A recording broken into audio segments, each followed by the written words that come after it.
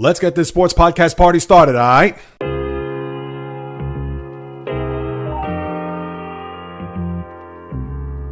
The JAYREELZ podcast.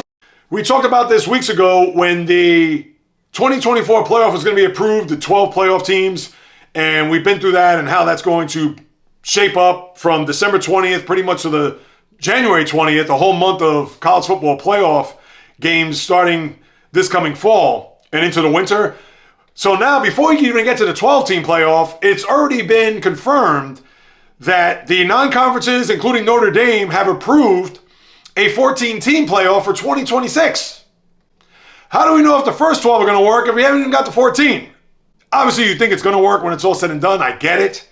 But I just find it so weird that we haven't even gotten to the first part of the college football playoff to where we can really get a sense, a feel, etc., as to how this is going to... Now, it's going to wreck the regular season, as we know, because you're not going to have the thrill of who the committee going to select. Yes, more so at the bottom rung of who's going to get the 9th, 10th, 11th, and 12th seed maybe. But as far as that top four, as we saw throughout this past year with Florida State getting snubbed, etc., and we've been through that before. But it's going to be different this year, not having that same type of, I don't want to say drama, but that intrigue as to, who's going to pick which part of the selection committee is going to choose this team to get to the postseason. Yeah, you're going to have that next year and the year beyond, but it's not going to have the same feel. 4 teams now that you're going to have 12. But in a scenario where now you're going to have 14, might as well have it 16, 18, and let it be a NCAA March Madness. In this case, will be December, January Madness. So, but again, we all know what it boils down to, people.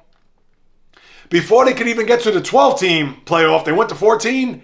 It is about one thing and one thing only. And if you're watching on YouTube, you can see where I'm going. I'm rubbing the fingers there, if you can hear it on the mic. It's all about the cash, the money, the moolah, the green, the bread, the cheddar. That's what it's about. And if you didn't see, college football and ESPN, I believe up until 2031 or 32, I got to double check, they re-upped their contract $7.8 billion.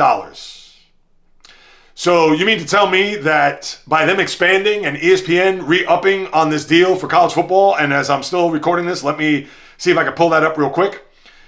They know that college football is very popular in this country, and there's a lot of people who follow it. And now that you're going to have a scenario where you're going to expand to 14 teams and know that you're going to have more teams in the mix when it comes to a playoff, and to have these games broadcasted, here it is right here.